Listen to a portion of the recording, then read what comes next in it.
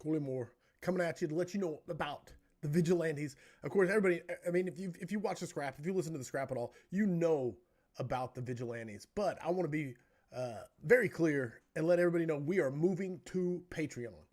The vigilantes are moving to Patreon. There's been so many people who said, hey, I don't do Facebook. I can't be a part of the vigilantes. I'm not on Facebook. And I get it. We get it. So now we are moving to Patreon. It is independent of any of the social media platforms. It is its own thing. You can join us on Patreon. So what does that mean? If you're already a vigilante, man, go join Patreon. We will stop your payment. We will refund. If you are on an annual subscription, we will refund what has remained. We will make it happen. We are going to take care of you and get you in there. It's already a beautiful platform. So much going on in there. These are the things. If you're not a vigilante, I'm just asking you, why not? Go to the Patreon. It is patreon.com/thevigilantes. And you get access to the vigilante-only swag shop, the Fire Away live Q&As, behind the scenes of the scrap. You influence the scrap on where it's going to go, member-only exclusive live videos, complete access to all the past archives, all the past forums, all the past Q&As, the 15% off vigilante code for the firehousevigilance.com store, access to the after party, man. I mean, that's every scrap, the after party. It's unbelievable. And of course, the VIP forums where we talk to some of the best in the business one-on-one in a giant meeting where everybody has a voice. It's exciting. So if you're not a vigilante, go be one. If you are a vigilante, go sign up at patreon.com so you can get it transferred over. It's going to be a fun transfer, but we're making it happen. It's already been amazing today. I think over 100 people today have already signed up, and we just announced it this morning. So go be a part. Vigilantes, patreon.com/thevigilantes, or go to firehousevigilance.com and you can click the button there. Very, very easy. Be a part. Be one of the cool kids. Why not? Make it happen. Love you all. See ya.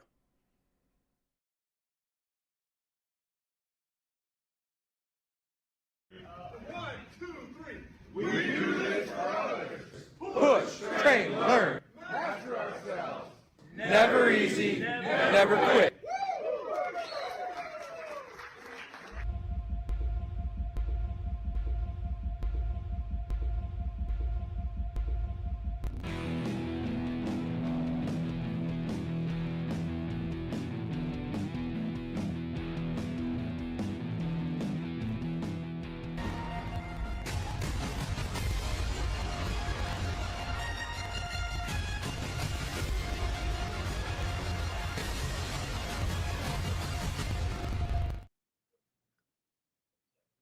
Corley Moore, Firehouse Vigilance. It is weekly scrap number 242. Tonight's guest is Ian Bennett. He has been in the fire service since 2006 for Seattle Fire Department. He has taught for the Washington State Fire Training Academy, taught at Seattle Fire's Recruit School, was involved with SFD's Acquired Structure Live Fire program. He was instrumental in developing what would be the foundation for West Coast fire training and also the SFD's live fire training curriculum. In 2018, he started West Coast Fire Training to help other departments improve their live fire training. He has helped several departments in his area start their own acquired structure live fire training programs. At this point, Ian has been involved in close to 70 different acquired structure burns. He is involved with NFPA 1400, which of course includes 1403. He loves being a firefighter. He loves training. He loves teaching people how to train effectively. He also has an amazing family that has let him pursue his passion for the fire service and live fire training. It is my absolute pleasure to have him on as the guest of scrap number 242. Welcome, my brother, Ian Bennett. What's up, Curly? Man, I'm excited. I'm excited about the topics. I'm excited to have you here. It's been long in coming, and it's been too long, but I'm glad you're finally here. Well, me too. I'm humbled to be here, considering a lot of the guests you've had already. But love talking live fire training with anybody who will listen. Well, you got a bunch of people already logging in that will listen, and we're excited about talking about live fire training. Is there anything in the intro that I missed? Anything that you would like to add? No, that's good. Beautiful. Let's talk about those beautiful sponsors so we can get to that beautiful training talk. The OG sponsor of the scrap is Key Hose. Check them out online at keyhose.com and follow them on Facebook. Affordable Drill Towers, on a mission to bring you cost-effective and versatile training props like the Affordable Bailout Prop, which allows you to practice window bailouts, ladder bailouts, and ladder high point rescues. Also, they make the affordable standpipe prop, which you can roll into your classroom for standpipe theory and then roll it into the parking lot and pump realistic flows and pressures. And of course, their mainstay, the affordable drill tower. It comes in several configurations and comes standard with a standpipe system. Choose from 1 or 2 sets of stairs integrated into your existing Connex boxes for multi-story access or freestanding on a slab. All models are NFPA 1402 compliant and gain you ISO credit.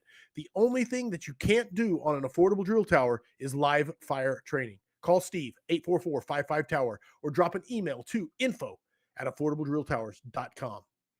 And last but not least, firestationfurniture.com provides a complete line of quality furniture for your firehouse. Firefighter owned and operated, they understand the strain firefighters put on furniture and offer furniture that's built to last. Visit www.firestationfurniture.com for more information. And with that, we are through the sponsors and we are ready to scrap. So let me get you caught up to speed. I'm going to pull this up here 1 second while I work a computer. Not one of my strengths, as I'm well known. There we go. Cody Brooks says on shift, checking in from Florida. There's an LFG. People are chiming in. They are checking in on Instagram. If you have questions for Ian, if you have questions for myself, Kyle Romagus is in the chats. He is monitoring the chats. He is grabbing your questions. So if you have them, please post them and we will throw them at Ian, especially around live fire, 1403, or training. Those are the things we're really going to attack tonight. So, Ian, are you ready? I'm ready. What's up, Kyle? Glad to see you there. Awesome. There we go. Coming at you with the first topic. What is the true purpose of most live fire? What is the true purpose that most live fire training should be? So I think, thanks for starting with this. I think when we're doing live fire training, a lot of the problems that we run into come from not having a clearly defined mission that we're trying to accomplish with live fire training. It's just that we tend to view it as the place where we throw all the skill sets together. Okay, you spent all this time. Okay, let's just get a bunch of stuff all done at once. And we're missing the fact that people don't actually spend a lot of time in the live fire environment. I mean, if you look at your average department, how many fires they go to every year, it's not that many. And if you think about all the different positions that are occupied at each fire response, how many times did you actually get to flow from the nozzle at a fire? How many times did you actually get to do a VES? So the amount that we're learning about the wide variety of skill sets that we have as firefighters by going to fires, it can be sometimes very small. It's totally unique, valuable training that you get at real fires. There's stuff you can't experience anywhere else. Right. But the true purpose of live fire training is, number one, it's what we at West Coast Fire Training call normalization of the live fire environment, right? The live fire environment, the inside of a burning building, is like nothing else in the human experience, right? There's no corollary to it. There's nothing else that you can do in normal life that's going to get you ready for the inside of a burning building. And so we just need to give people time to be inside a burning building with a realistic fire so that they can experience heat. They can see how smoke, flame, and heat travel based on the vent profile and how those conditions change based on our fire ground actions of extinguishment, moving around, just from room to room. Simple things like the fact that heat banks down differently from room to room based on header sizes and how much a door is open or whether or not there's a door closed. Nice. People just need time to experience that stuff. And we rush past that. So we need to spend time just normalizing the live fire environment. That's why in our training, we spend a lot of time with guys just in what we call observation groups, where basically their whole role is to just move around, no tasks involved, so they can actually focus on what's happening while the fire is burning. Second thing, after normalization of the live fire environment, is building cues and context for the skills that you already have, right? So you get somebody fresh out of the recruit academy and they go to a fire. Most of the time they do something wrong. And you ask them, well, how come you didn't flow water here? Or how come you opened that door or didn't open that door? They're like, well, I wasn't sure if I was supposed to. Well, we taught you to do that in recruit school. But the problem is they don't actually have a slide that goes with that skill set. right? It's in like that saying, environment. oh, Yeah. yeah, so it's like saying, okay, we're going to teach you how to box. I love combat sports, so we'll use a lot Okay. of fighting analogies. Okay. We're Love gonna it. we're gonna teach it. We're gonna teach you how to box, right? So we're gonna hit the heavy bag a lot. Well, you can learn a lot of good things hitting the heavy bag, but you're not going to be able to react when someone throws a punch at you because you've never actually had to read the other human's body movements, right? No, And I it's love the it. same in the live fire environment, right? We need to generate a visual or heat or a sound cue that tells people, okay, now it's time to open the line. Or how many times have you told a new guy, oh, you should have flowed water there, or why did you shouldn't have flowed water there?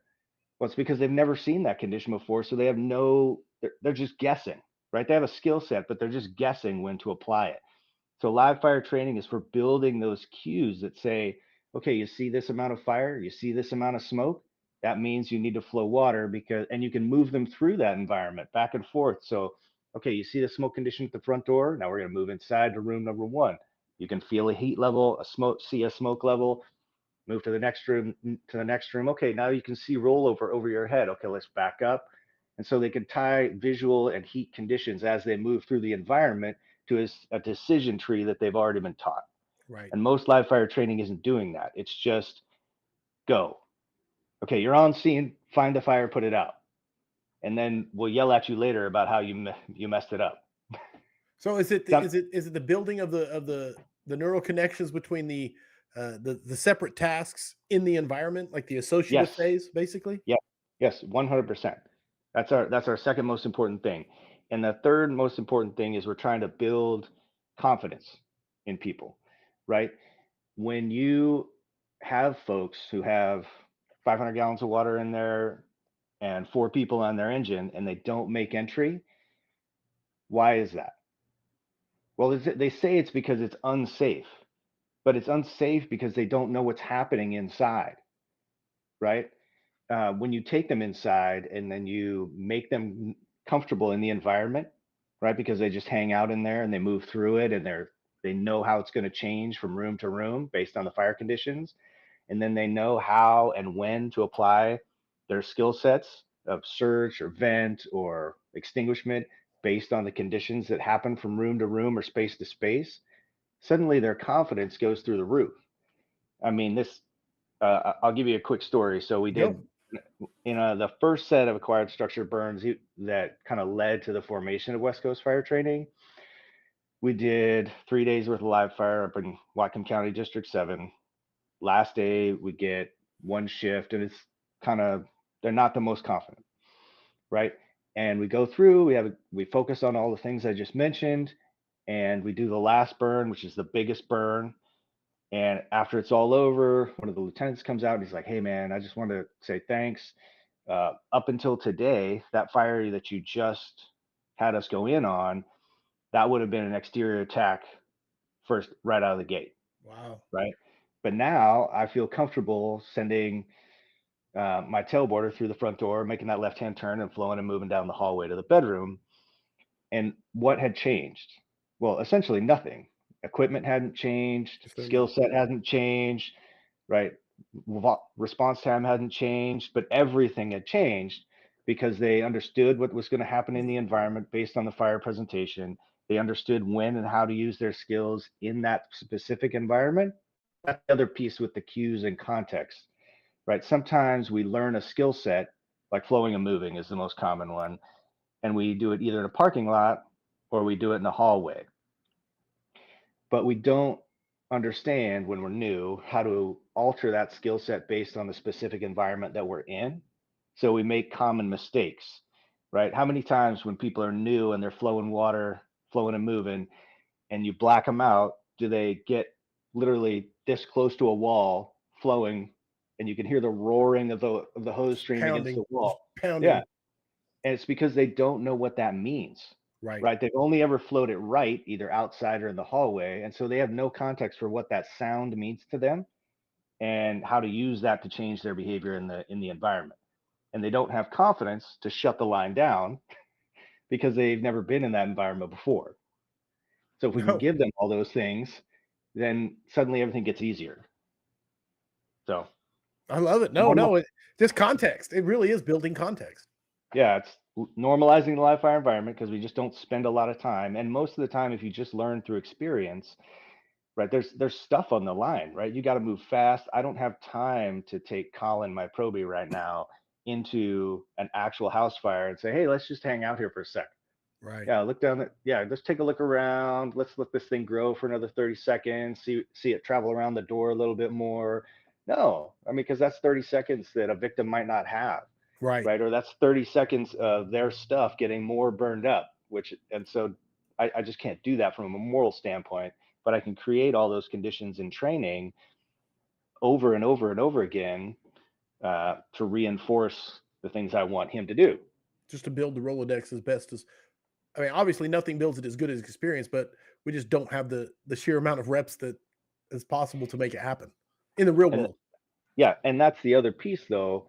Like a lot of those things I just said, those three things that I just said don't make sense when your vision of live fire training is the campfire in the corner. Right. Right. So we affectionately refer to, like the 4 to 6 pallet fire in the Connex box or the fixed facility as the campfire in the corner. Right. Right. Because that's what it is, right? It's just a big flame. It bounces off the ceiling a little bit. There's a little bit of smoke, maybe a fair amount if you've got some smoke barrels going, but people often don't understand the fuel loads necessary or how to alter vent profiles to create conditions in a fixed facility that more realistically mimic real conditions. Right. And it's not hard to do. I mean, I could show you in probably a day how to do it, but you have to have the underlying skill set of how to generate those conditions without frying yourself as the instructor or frying your students, right? That's why later on I mentioned we need to talk about common instructor errors. Right. Right. But at the last fixed facility burns we did in early February, I mean, we had a 40-foot Connex box, like it's 3 Connex box system, 2 40-foot Connexes next to each other like this, and then one at the end, which is the burn cell. And we had rollover traveling 20 feet down both Connex boxes, zero visibility conditions from the front door to the back. I mean, you can generate these conditions, you just have to know how to do it. Nice. And you have to have facility managers that will allow you to do it. Allow you to generate that flame and that heat. Uh, But Go and that ahead. goes to selling the program and how you build over time. It's like, yeah, that's a whole process. Okay. John Shackelford has the first question coming at you from the audience. Are you ready for your first question? Let's do it. He says, "What is the best?" Because we're on this topic. What is the best fuel package you have found for Connex burn buildings, pallets or OSB? It's a combination. So pallets are a great base fuel because they're bigger, they're thicker, they'll sustain the burn longer, right? If you just use OSB, it's hard to get a base fuel or a base fire that's large enough to get the suspended OSB fuels um, going. So generally, it's what we call the stack, which is pallets with probably some scrap OSB sheeting in the top half of the stack, and then suspended OSB sheets on the upper walls and in chains. I think that's a pretty common setup in a lot of steel Connex facilities. Right. And But that is, OSB is great. love it. Jay Obbs wants to know, what training do you recommend for small companies, i.e., 2, maybe 3 on an engine? So to me, when we're talking about those main goals that I mentioned earlier, the training doesn't change based on company size, right? Because once you make the choice to make entry, you're going to the nozzle or the search team, they're going to encounter and have to deal and make choices in those conditions, regardless of your staffing level, Okay. right? And so the needs of a 2-person company in terms of being able to recognize conditions are the same as the needs of a metropolitan department my size. Again, the piece where people, I think, where we have gone wrong in the history of live fire training is that we treat live fire training as um, operations drills, is like we drill fire responses, right? When really what a fire response is it's a coordination drill, right? If I want, and that's important, right? As a department that throws a lot of people at a single family residence fire, we need to coordinate those operations well if we want to be as efficient and as effective as possible. And so we need to practice that in live conditions, or not live conditions, but in real time, right? Hey, engine one arrives, you deploy, engine two, truck one, all that stuff. The mistake we make is that we add live fire to that, and we don't need to add live fire to that. And in fact, most of the time we shouldn't add live fire to that, because it distracts from the coordination drill, and it makes the live fire portion much more dangerous. Right. When we do unscripted, when we do these big free-form drills where people respond in, the ability to control the live fire conditions and account for possible errors or uncontrolled fire conditions gets much, much harder. And the other thing is that the learning value for anyone who's not on the nozzle or the search team goes way down, Right. right? Because you might as well be doing those things with a hood over your face, right? Once you go inside, so that's why when we do our live fire training, we don't focus on response orders or operations. It's just single skill sets, right? Extinguishment, right? And it's literally, we're going to start with the charge line here in the living room, and you're going to flow and move down the hallway to the bathroom. That's it. Or up the stairs to the bedroom on floor 2. That's it. All that other stuff, like dry stretching, pumping, all that stuff can be drilled without live fire, and it should be drilled without live fire most of the time. Occasionally, it's nice to work in live fire just as a kind of a reward for the guys, but that Right. shouldn't be the main focus of your live fire training, because it's just, live fire training is dangerous, it's dirty, it's really expensive, it takes a long time, and so you want to get the maximum value out of it, and the maximum value is getting it as realistic as possible and putting people in there as much as possible, as long as possible, so that you can work on those skills and those recognition education pieces that you can only do with live fire. Right. Right. So I love this question coming at you. This one's coming from Instagram. It's coming from Caleb McLaughlin, which has been a long time since I've seen you, Caleb. It's been a whopping 3 or 4 days. But he asks, what's the best way to train if you don't have a burn facility close, which ties right into what you're saying. To prep yourself for live fire, if you don't have a burn facility, in that case, what we do often is YouTube firefighting, right?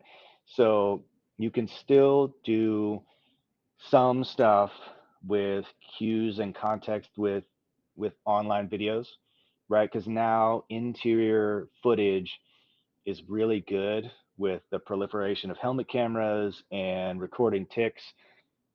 You can really show people some stuff. You can't drill the heat. You can't drill the sound or the feel in the same way that you can in a burn building. But that's what we do, and we do that on shift, every shift. That's part of our morning roll call. Just Right. you watch a couple of fires in the morning, and you talk about, okay, which line are we going to lay, where are we going to lay it. Once you get inside, what conditions do you expect to face, which direction you going to turn, left or right, how soon would you expect to flow water, where would you expect to go if you're on the truck, do we think the room is open.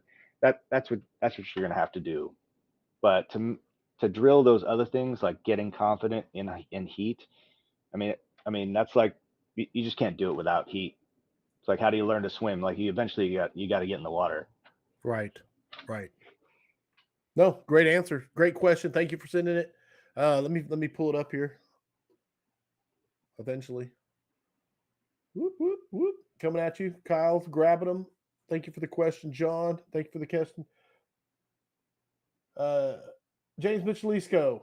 Ian, is the NFPA still trying to outlaw OSB as a Class A material? Been waiting for this question. I thought it would come up sooner. No. And I can speak directly to that. So anybody who might have missed it in the intro, I'm on the NFPA committee. I'm an alternate voting member under Brian Brush. We just met for the upcoming revision to 1400, which includes 1403. We met back in February in Florida. There was a long discussion about this. We are not trying to ban OSB. In fact, the committee is, I can't say we're going in the other direction, but we're intentionally preserving OSB. And if for anyone who's interested, do you want me to dive into the details on that discussion? Absolutely. Yeah. So anyone who's read the UL research on this stuff, um, what they show you is that any fuel in a vent limited condition generates smoke that is toxic. Okay. Doesn't matter if it's pellets, doesn't matter if it's hay, doesn't matter if it's wood, OSB, it all generates toxic byproducts because it's incomplete combustion. It's just which toxic byproducts do you want, right? Some produce more hydrogen cyanide, some produce more other uh, benzene, some produce other more nasty stuff. And when you actually look at the statistics and the error bars of OSB versus pallets, it's they're within the same error bars, right? OSB Okay. might be like a tiny percentage worse than pallets, but it's so close that honestly, if what you're going to say is that we need to ban OSB because of the cancer risk that it creates for firefighters, then the only moral choice that you can make is you have to ban all Class A fuels and just go to gas props, right? That's the Right. only. And there's an interesting discussion about risk mitigation that actually comes from OSHA.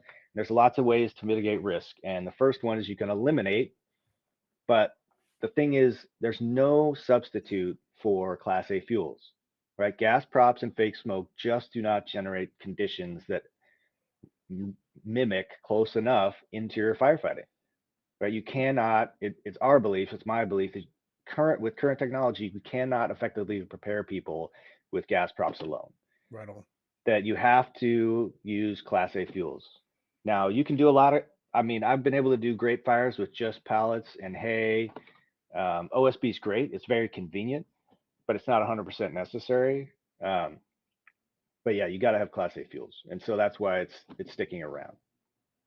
Love it. And Brian Brush just chimed in and said, no greater partners on the side of live fire training in the NFPA right now. And I said it wrong. I'm sorry. Brian Crush. Brian Crush just chimed in. So I had to get it right. What's up, Brian? Love that guy. Everybody does, man. One of the best. Absolutely one of the best. David Pruitt says, I love the coordination aspect. Can you talk about your process to vet participants before they are allowed to get into live fire? Oh yeah, so this is a key point. And when you look at the history of the line of duty deaths and close calls around live fire training, you see this come up a lot. We often ask people to do things in live fire training that they are not prepared to do. And when I say prepared, I don't mean like they're not like mentally ready. Like they literally don't have the skills to do it, right? And so when we do our training, especially when we do open classes where we don't know the participant's skill level, we literally do a skills test at the beginning of day one. Um, and depending on their level of skill at certain tasks, they don't get to do certain things. And that's for their safety and for ours, right? So if we're going to if somebody cannot say flow and move effectively and manipulate the line and the pattern and the stream where it needs to go accurately, they just don't get to be on the nozzle. And like I have no qualms about that because it means if you can't do that, that means we can't generate certain fire conditions safely, right? And it's the Beautiful. same thing. Like if you don't have, I need to know if you have the athleticism. Like one of the tests we do is, hey, everybody put on all your gear and then kneel down and stand up 10 times in a row. That's Right. it. Because how many times have you gone to a training and with the bad knee or the dude who's 75 pounds overweight, like you say, okay, it's time to move, and that's a process, right? It's a thing that's going to take a minute, and that Right. doesn't mean we're not going to put you inside, but that's something we need to account for when we move you around in the building, because I mean we're going to start you as close to the fire as we possibly can because we want you to see the growth. But then you're going to move back from room to room to room, and then we might have you move forward again from room to room. And if you're that guy who's a 60-year-old volunteer who's a little overweight and two bad knees, well, there's some things you might not see, and it's nothing personal. It's just that we can't put you in a position where you're going to be unsafe. And Yeah. that's one of the things. Once you start to generate more realistic conditions, you have to be honest with people and about their skill sets and what that means for their ability to perform. Love it. Love it. I absolutely do. Josh Everett chiming in and said, South Texas iPhone boy here. Yeah, we're proud of that, man. I love it. Kyle Romigas is asking you a question. Ian, my brother, what are some of the common mistakes you have seen from nozzlemen that move from the parking lot or drill towers into the acquired structure burns? Okay, so the first one that we see is guys, one, they advance too close to the fire before they open the line. So this is especially true when people they're not familiar with uh, limited visibility conditions, right? Because what you realize once you spend some time inside these buildings is that the fire builds up, you see rollover form, and then actually rollover goes away because the whole place gets vent limited, right? The smoke builds up, and so the heat's there, but you can't see the fire anymore. And we're such visual creatures that until people have gotten it into their heads that the heat's there, but I can't see fire anymore, they'll proceed way too far forward before opening the line. And so that's just something you got to teach them. Then the thing that we see is they advance too fast, right? You're used to being able to just sprint forward when you're flowing in a hallway. But once you put, super high heat, 1500 degrees at the ceiling, 800 degrees waist level, you need time to cool that space effectively before you should move into it. And this is especially true, it's less true in hallways because hallways are very forgiving because they're small. But when you go into a big room, like say you move from the kitchen into the living room, and it's a 900 square foot living room, and we've had fire in that living room down to the like chest level, all throughout the living room, you'll have guys just cram themselves in there, and they won't hit those gases off to their left and right, and they'll have fire wrapping back around behind them. They need to move inside, just chill, and then let the water do the work, let the stream reach out and cool those spaces. So um, moving too far forward, moving too fast forward once they're flowing water. And then the other big one is people struggle when it's not a hallway. So at least in a lot of places, you have houses that are room to room to room. There's no hallway, right?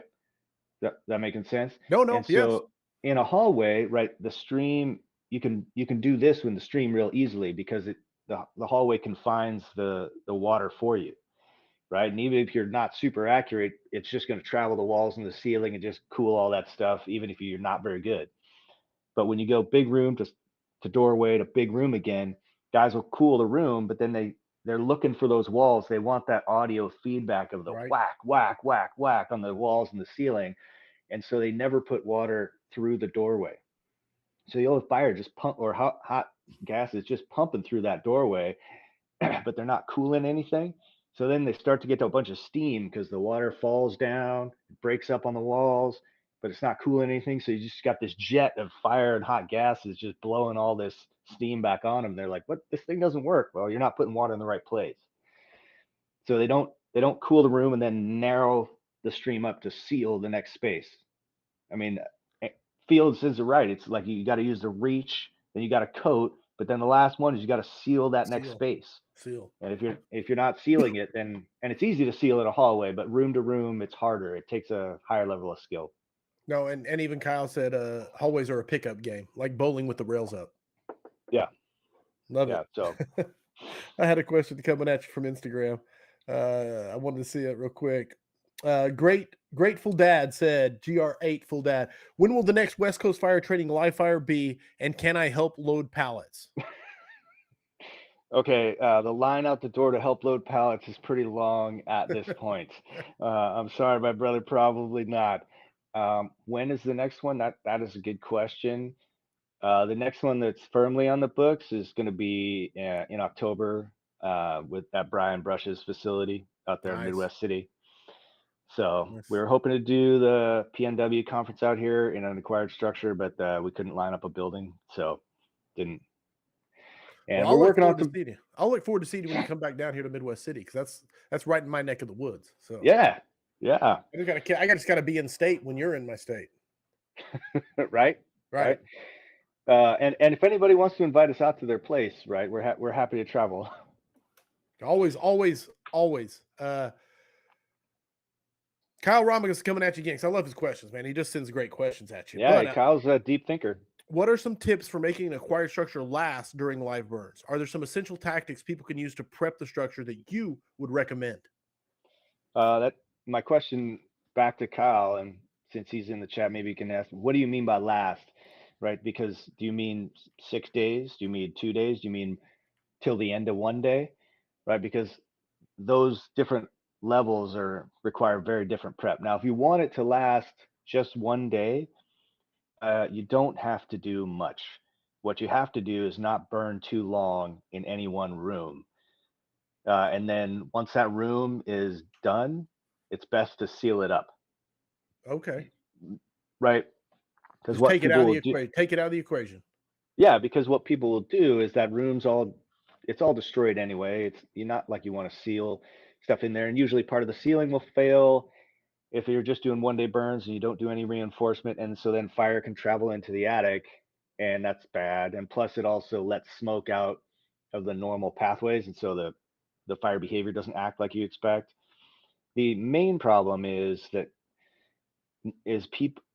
I think it often has less to do with reinforcement, especially if you're doing 1 day burns, and it has to do with people not understanding how to control the vent profile, and so they burn too long in a room, and so then it gets into the void spaces right away. Right. And then once it gets into the void spaces, they don't know what to do. It's funny. I run into this. I've run into this a couple of times where it'll get into the void spaces and people kind of look like, oh God, like it's in the attic. What do we do now? It's like, let me ask you a question. So, what would you do if it was in the attic at a real fire? At a real fire. Oh, well, y'all, Yeah. I'd throw a ladder up there and I'd dig it out. Right. Yeah, that's what we're gonna do right now. It's gonna be okay. Like if it's just a smoldering void space fire, it's easy. Now, if you want to go longer, if you want to burn more than once in the same He room, clarified, just so I give you context. Couple of days. Tricks to keep the fire from going north. There you go. yeah. So you got to reinforce the ceiling, right? Anywhere there's going to be direct flame impingement, and especially direct flame impingement and water application, you got to put basically either plywood or OSB sheeting up, right? And it like extra sheets of sheetrock, don't waste your time. That's just going to fall down, right? It's just going to get wet. It's going to get hot, and then it's going to get wet, and it's going to disintegrate. The best solution is just literally cover the whole ceiling with a layer of OSB. Then you Nice. burn once, and then if you want to burn again, you just tack more OSB on top of the charred OSB that you got there, right? It's a fresh layer, so it'll burn again. It'll keep the bottom layer from burning off, and you don't have to search for studs anymore because you just have a solid layer of OSB underneath.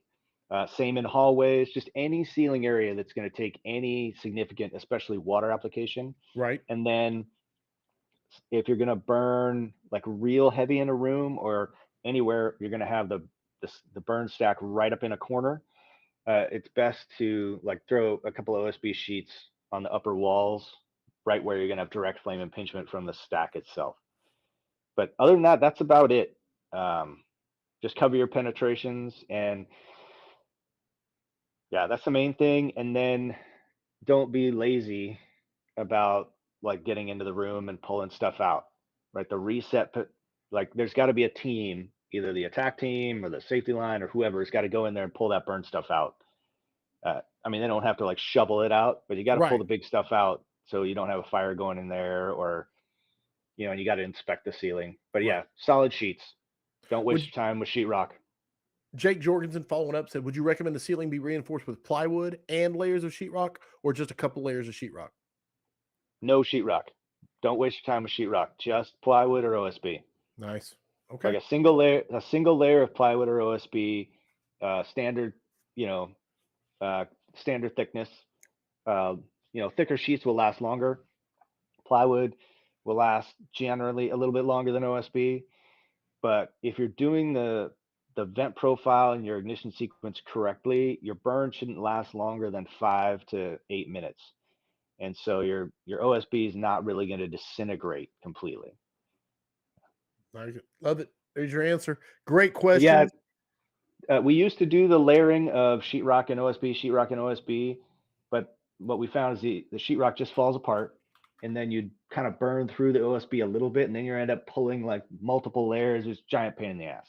Right. So just a single layer and then relayer over that, Okay. because you actually have easier access. If it burns all the way through and gets into the attic a little bit, you can see where it's happening.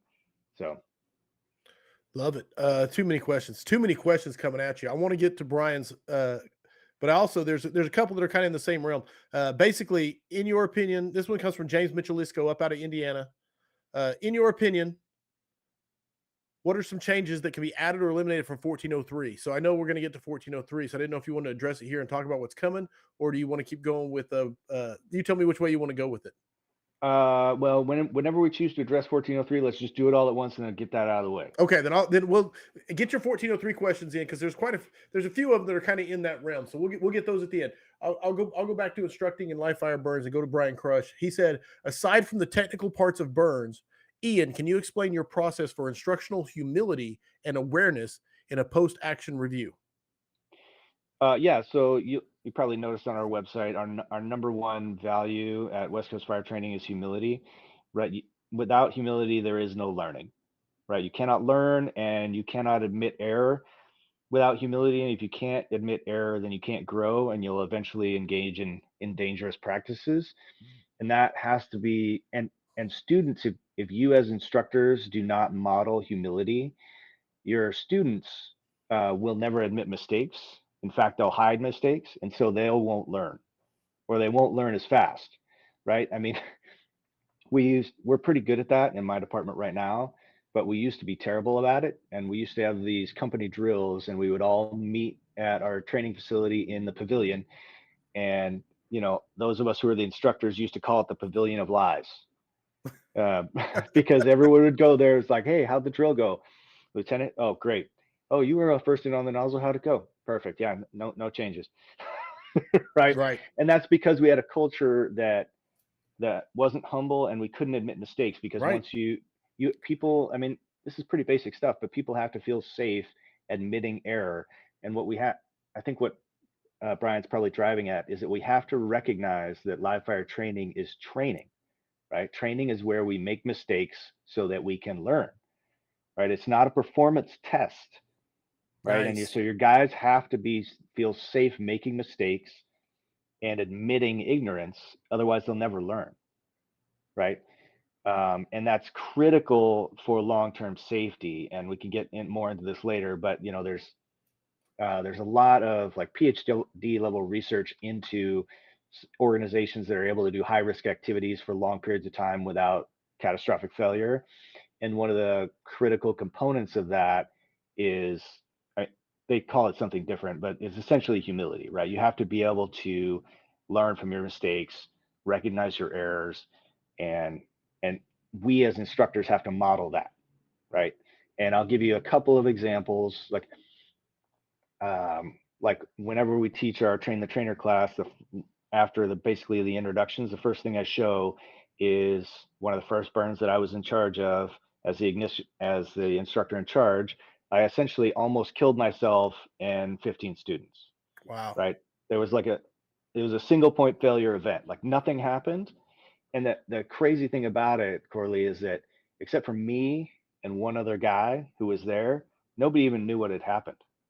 Right? Everyone else was just like, "Oh, that was kind of cool. Yeah, that was pretty hot. Well, yeah, that was awesome, right, guys?" And so we had to sit down and be like, "Hey, just so we're all on the same page, like that was this close, right? We almost had an event that could have changed live fire training in Washington State forever, Right. right? Right. But not every close call ends up with injuries, gear damage, right? Sometimes it's just like, whew. And as an instructor, it's very easy to walk past those things, Right. but you can't. You literally cannot walk past those things. You have to share them. I hope that's what Brian was driving at. No, it's beautiful.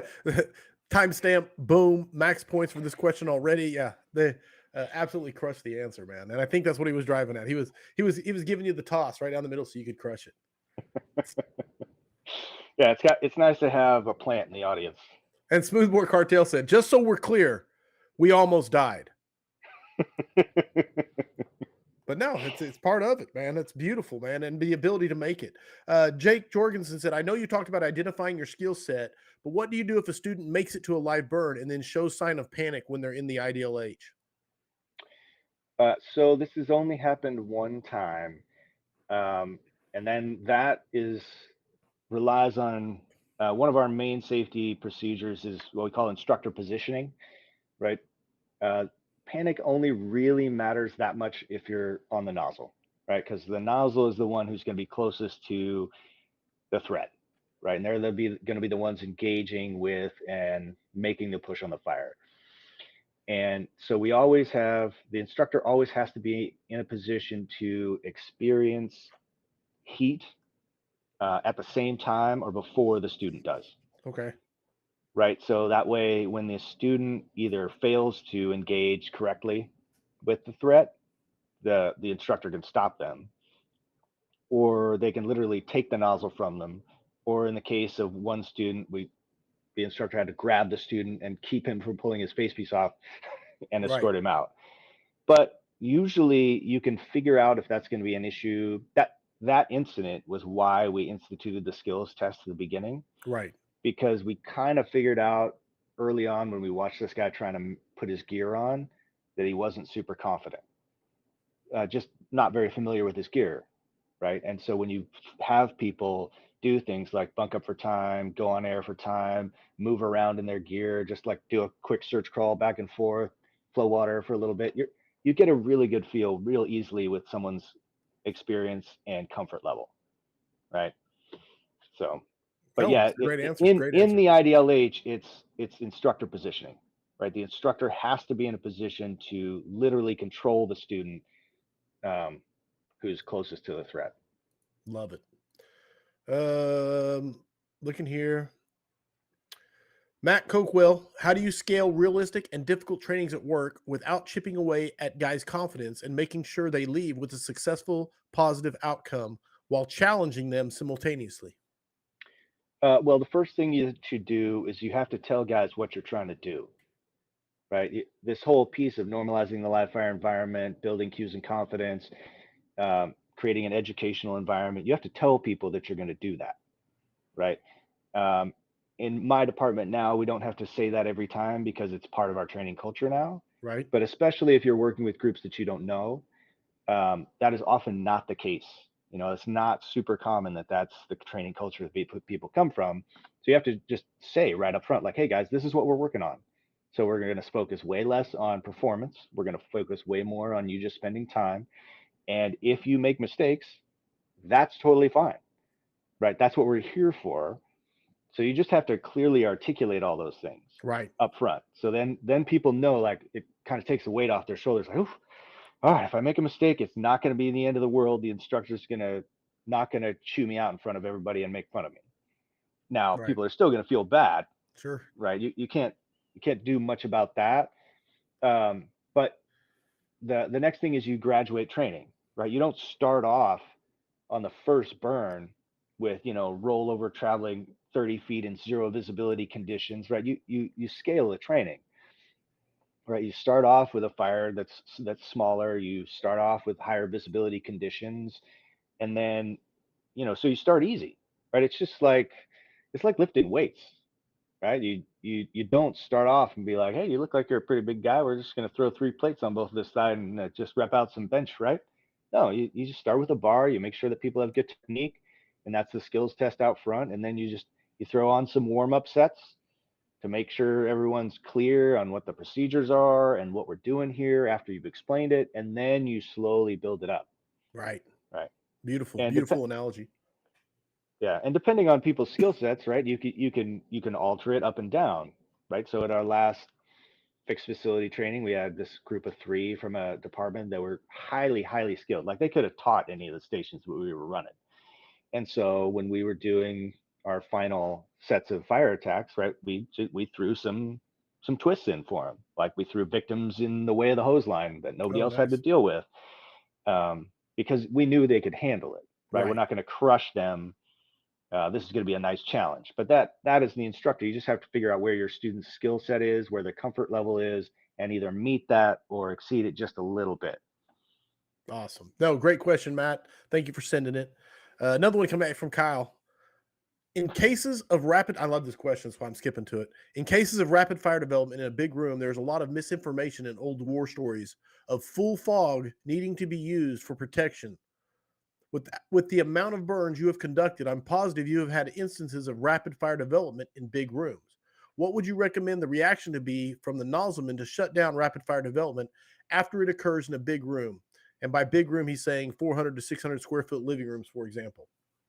Yeah, open the line and keep it open and move it around. Like open the line and go like this, There you go. all over the place. And it's funny in that close call that I talked about. A small piece of that was me in a weird I got in this weird instructor versus survival mode, right? I could see what was happening. I could see that the room was progressing to flashover, but I didn't want to put the fire out right away because I was like, oh man, we're going to end this training experience sooner than I wanted. We're not going to hit all the teaching points that I want. So I'm just going to see if I can knock back this thing a little bit. And we don't have time to pull up the video right now, but you could see me pencil. It just stirs the smoke layer up. Everything starts catching on fire even more. And then I was just like, okay, game on. Yeah, just open the line. Open the line, keep it open, move it around. That solves all your issues. There you go. And Smooth War Cartel said, it sounds simple because it is. Yeah, don't play with it, right? Right. No, I love it. I got a good. Here's one which you were involved in this, so I'm going to throw this one at you. What are you there?